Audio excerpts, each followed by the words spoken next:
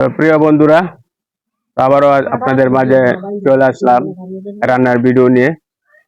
তো আজকে হচ্ছে ডিম ডিম দিয়ে পেঁয়াজ এবং আলু দিয়ে ভুনা, সেই রকম একটা রান্না।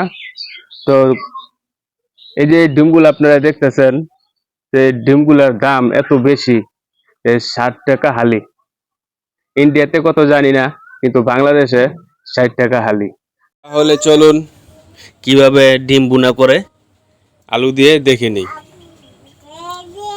এরকম ভাবে আপনারা তেল দিয়ে একটু নাড়িয়ে নেবেন। তারপরে লবণ দেওয়ার পরে, হলুদের গুঁড়া দেওয়ার পরে এরকম ভাবে নাড়িয়ে ডিমটাকে খুব সুন্দরভাবে নাড়িয়ে এরকম কালার করে নেবেন। তারপরে হয়ে গেলে এই ডিমগুলো আপনারা উঠাবেন। তারপর এটার মধ্যে পেঁয়াজ দিবেন। পেঁয়াজ দেওয়ার পর হয়ে গেলে আপনারা কি করবেন, এই আলু পোলা আস্তে আস্তে পেঁয়াজের উপরে দিবেন। আর পানিগুলো খুব ভালোভাবে ঝরিয়ে নেবেন, কারণ যেহেতু এগুলো ময়লা পানি, খুব সুন্দরভাবে ঝরিয়ে নেবেন।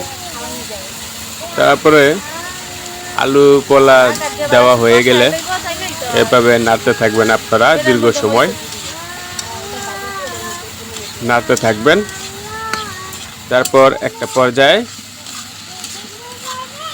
এই যে দেখুন কি সুন্দর কালার হয়ে যাচ্ছে, যেটা আগে হলুদের গুঁড়া দেওয়া হয়েছিল ডিম ভাজার জন্য, সেই হলুদের গুঁড়োর মধ্যেই এটা নাড়িয়ে মিশানো হচ্ছে।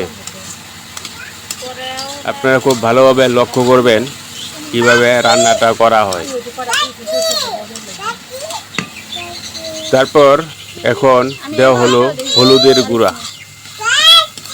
তারপরে খুব সুন্দরভাবে আপনারা হলুদের গুঁড়াটা আলু পোলার সাথে মিশাবেন।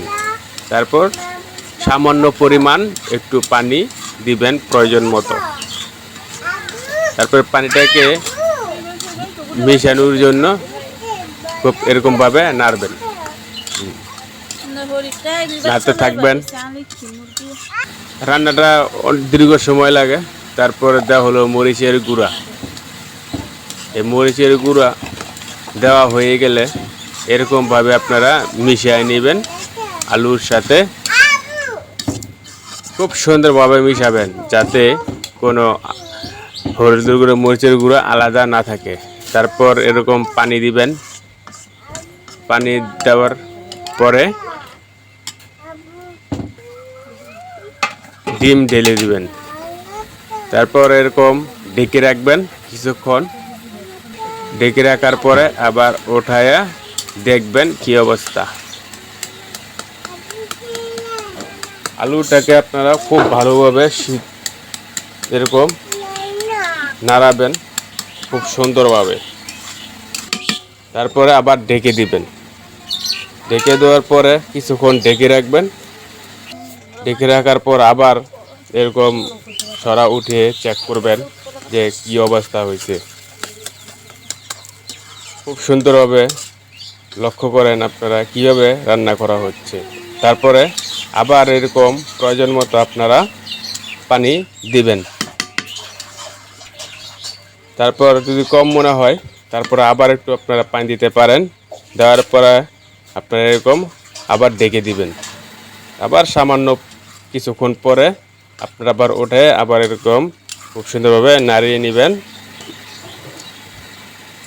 তো রান্না কিন্তু খুব দ্রুত হয়ে যাচ্ছে, শেষ পর্যায়ে বলতে পারেন। তারপরে এই যে দেখুন ফাইনাল ফিনিশিং, রান্নাটা হয়ে যাচ্ছে। তারপরও একটু ডাকবেন, এরকম ডাকার পরে একটু অপেক্ষা করবেন। অপেক্ষা করার পরে আবার ওঠায় এরকম নাড়িয়ে আপনারা ফাইনাল ফিনিশিংটা দিয়ে দিবেন। তো বন্ধুরা, অবশ্যই আমার চ্যানেলটাকে সাবস্ক্রাইব করে আপনারা সঙ্গে থাকবেন। তো হয়ে গেল রান্না। এভাবেই আপনারা রান্না করতে পারেন ডিম আলু দিয়ে ভুনা।